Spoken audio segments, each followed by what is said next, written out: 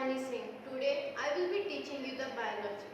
Before going to the biology, firstly we should understand what is the meaning of biology. If we take the biology word and break it into the two parts, bio and the logy. Bio simply means life and the logy means study. So we can say that the study of life is known as the biology. So today I will be explaining you about the chapter the sexual reproduction in the flowering plants. So today I will be telling you about the flower structure. This one portion is called the pedicel. And there is the swollen portion. The swollen portion is called the thalamus. These colorful petals is known as the corolla. Here is the covering, you can see the green part. The green part is called the calyx. So let's see the diagrammatical representation of the flower structure. This structure is known as the pedicel. And the swollen portion here you can see is called the thalamus. Here it is the thalamus. This portion, the calyx portion is the green portion. So let's mention here the calyx. C-A-L-Y-X. This is the calyx portion. The calyx portion is helping in the protection of the flower when the flower is in the bud stage. Here it is drawn petal. So the function of petal is, or we can say corolla. So the function of petal or the corolla is to attract the insects for the pollination. Here this one portion is known as the filament. The filament, and here it is the bilobe structure. The anther and the filament is together is known as the stamen, and the stamen is called the androecium.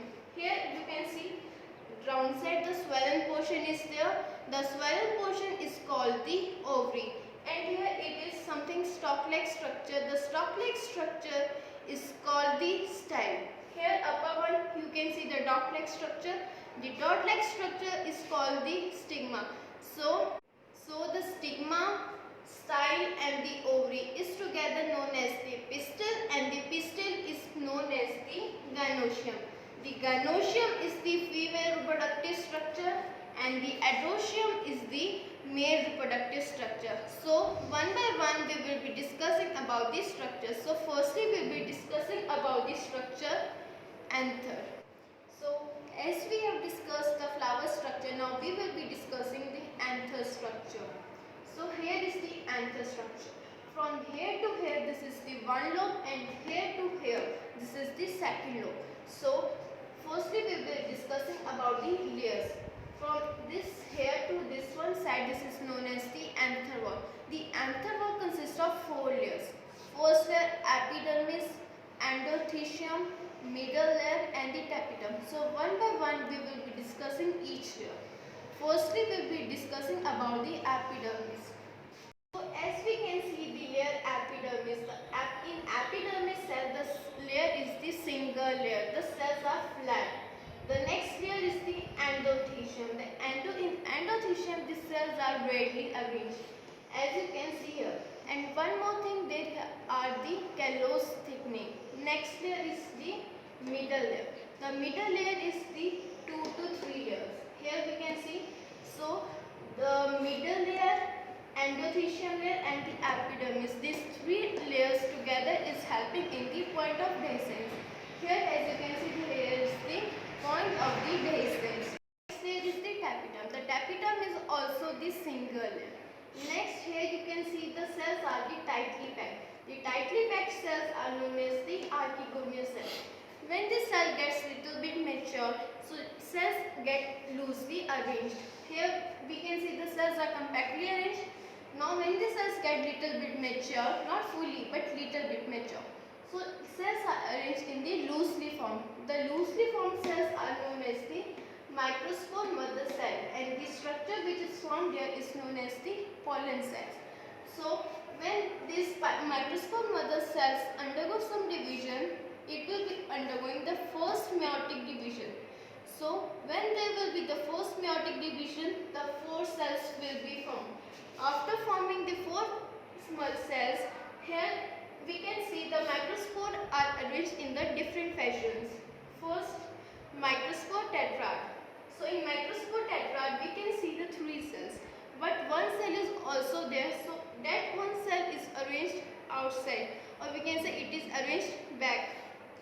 So next, here we can see the microspore is arranged in the linear fashion. Has been arranged in line. So this is the structure of the microspore mother cell. The microspore mother cell is the androecium, and the gynocium we will be discussing further. So now we will be studying about the female structure, which is the megasporangium. So here we take the female sporangium, which is the female reproductive part. So here we take the female megasporangium, which is known as the megaspore mother cell. Here one cell undergo the first meiotic division. When this meiotic division, so the cell undergoes from one cell, it there forms the 4 cell. So here now, as you can see, the 4 cells are formed. And one more thing, this one end is the chalazal end, and the down one side is the micropylar end.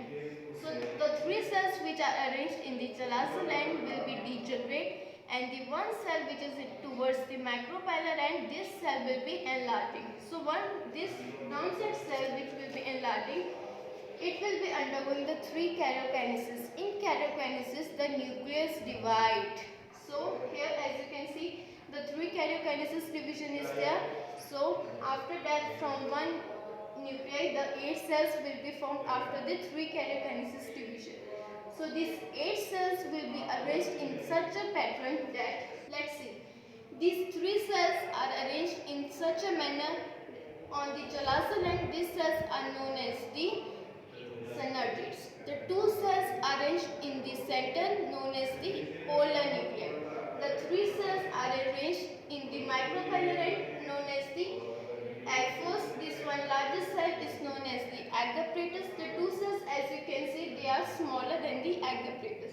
So these cells are known as the antipodal cells. So this fully structure is known as the embryo cell. Now we will be discussing about the double fertilization. As we can see that this is the structure of the embryo cell. So now here we will be discussing about the male double fertilization. That now in male double fertilization there are the 2 male gametes. So one male gamete will be fused with the polar nuclei, and the another one male gamete will be fused with the egg. So this process is known as the double fertilization. Thank you.